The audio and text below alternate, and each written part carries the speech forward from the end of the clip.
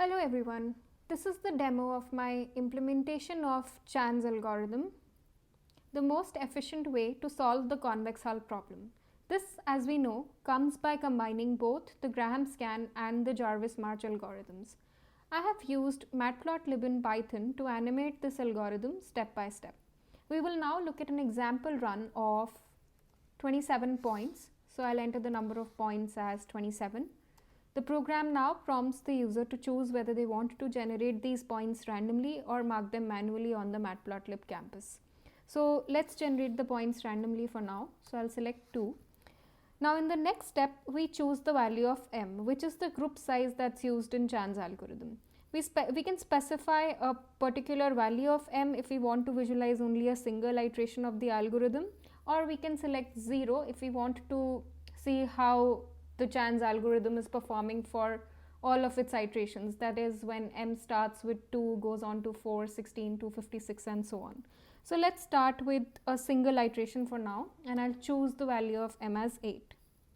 So we now get a set of 27 points that have been generated randomly on the matplotlib canvas, and we'll click to continue to see how Chan's algorithm works on these points. So firstly, we divide these points into smaller groups of size m each, and we run Graham-Scan on each of these groups. This gives us a group of mini hulls in n log m time.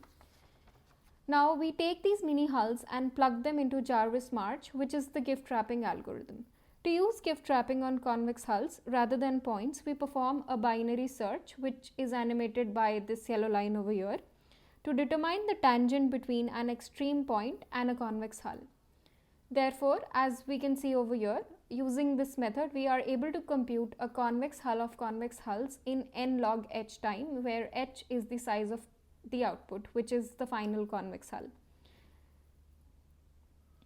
So as we can see over here, for m equal to 8, we were able to compute the convex hull for these set of points. However, it's not always necessary that it happens.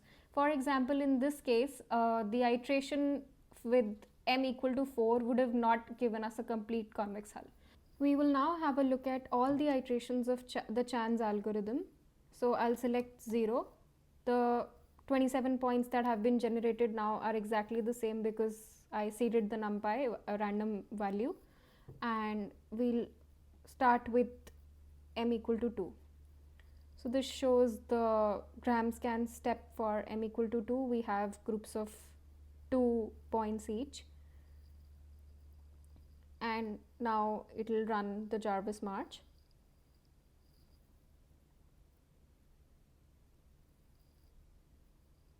And as we can see, we were not able to find the convex hull with just 2 steps. So it now moves on to m equal to 4.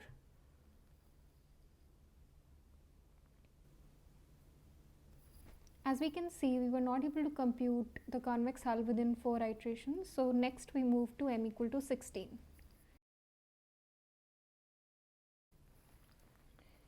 Here we get the final convex hull within 16 iterations, and so we'll stop. One of the interesting things that I noted while implementing Chan's algorithm was that while computing tangent between a convex hull and an extreme point which is not on that convex hull, we can sometimes end up in a situation where the resulting tangent from the binary search is less extreme than the line joining the current point, which is 8 over here, to the next point on the current group's convex hull. So this sea green box over here is basically the same group, and 6 and 8 are a part of the same convex hull, and this should have ideally been the boundary of the convex hull. So I handled this by adding an explicit check at the end of the binary search by using 2 left tests. So as you can see, the figure over here shows in black what the output would have been like had this check not been in place.